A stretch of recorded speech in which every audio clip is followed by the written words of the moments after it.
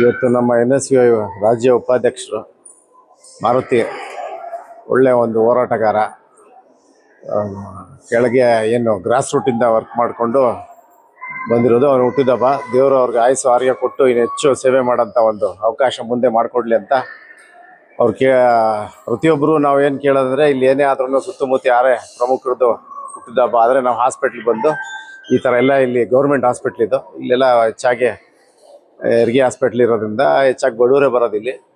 ಈಗ ಹೊಸ ಕಮಿಟಿನೂ ಆಗಿತ್ತು. ಸೊ ನಮ್ಮ ಕಮಿಟಿ ಮೆಂಬರ್ಗಳೆಲ್ಲ ಬಂದಿದ್ರು, ನಾವು ಭೇಟಿ ನೀಡಿರಲಿಲ್ಲ. ಹಾಗಾಗಿ ಹಣ್ಣು ಹಂಪಲು ಕೊಟ್ಟು ಅಲ್ಲಿ ಬೇರೆ ಸ್ಕೂಲ್ಗಳಲ್ಲೆಲ್ಲ ಬುಕ್ಸ್ ಎಲ್ಲ ಕೊಡೋಕ್ಕೆ ಅರೇಂಜ್ ಆಗಿದೆ.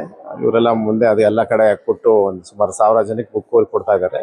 ಈ ಹಾಸ್ಪಿಟ್ಲಲ್ಲಿ ಎಲ್ಲರಿಗೂ ಹಣ್ಣು ಹಂಪಲು ಕೊಟ್ಟು ಅವ್ರಿಗೇನೋ ಆರೋಗ್ಯ ವಿಚಾರಿಸಿ ಅವ್ರಿಗೂ ಇದು ಮಾಡಿದ್ದಾರೆ. ವಾರ್ಡ್ ನಂಬರ್ 6 ದೊಡ್ಡಬೆಟ್ಟಳ್ಳಿಯಲ್ಲಿ ಮಾರುತಿ ಅವರು ನಿರಂತರವಾಗಿ ಜನಸಂಪರ್ಕದಲ್ಲಿದ್ದಾರೆ. ಕಾಂಗ್ರೆಸ್ನ ಪ್ರತಿಯೊಂದು ಕಾರ್ಯಕ್ರಮಗಳನ್ನ ಜನರು ತಲುಪ್ತಾ ಇದ್ದಾರೆ ಸರ್. ಈ ಬಾರಿ ಟಿಕೆಟ್ ಅವ್ರಿಗೆ ನಿಶ್ಚಿತ. ಒಳ್ಳೆ ಹುಡುಗ, ಅವ್ರ ಹತ್ರ ದುಡ್ಡಿಲ್ಲ, ಜನರ ಆಶೀರ್ವಾದ ಇದೆ. ಇವಾಗ ನೀವು ಹೇಳ್ದಂಗೆ ಜನರ ಆಶೀರ್ವಾದ ಇದೆ. ಸೊ ಜನರ ಆಶೀರ್ವಾದ ಅದು ಇದ್ದಿದ್ದು ಮುಂದಿನ ದಿವಸದಲ್ಲಿ ಗೆದ್ದು ಬರ್ತಾನೆ ಅನ್ನೋ ವಿಶ್ವಾಸ, ನಂಬಿಕೆ ನಮಗೂ ಇದೆ. ಗೆಲ್ತಾನೆ.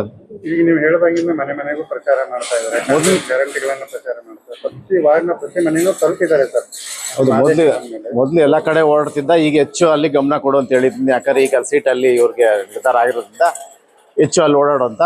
ಬರೀ ಅದೇ ವಾರ್ಡಲ್ಲ, ಎಲ್ಲಿ ಕರೆದ್ರು ಬೆಂಗಳೂರೇ NSU ಅಧ್ಯಕ್ಷರಾಗಿರೋದ್ರಿಂದ ಎಲ್ಲ ಬೆಂಗಳೂರೆಲ್ಲ ಓಡಾಡ್ತಿದ್ವಿ. ಎಲ್ಲ ಹೋರಾಟ ಮಾಡಿಕೊಂಡು ಒಳ್ಳೇದಕ್ಕಾಗಿ ಹೋರಾಟ ಮಾಡ್ಕೊಂಡು ಬಂದಿದ್ದು ಹುಡುಗ. ಅದಕ್ಕೆ ಪಕ್ಷನೂ ಹೈಕಮಾಂಡು ನಮಗೇನು ಅಧ್ಯಕ್ಷರು ಸಿದ್ದರಾಮಯ್ಯ ಅವರು, DK ಶಿವಕುಮಾರು ಮತ್ತು ಸಿದ್ದರಾಮಯ್ಯ ಅವರು ಮತ್ತು ಎಲ್ಲ ನಮ್ಮ KPC ಸದಸ್ಯರೆಲ್ಲ ಆಶೀರ್ವಾದ ಆಗಿದ್ದರಿಂದ ಇವ್ರಿಗೆ ಟಿಕೆಟ್ ಆಗಿದೆ. ಈಗ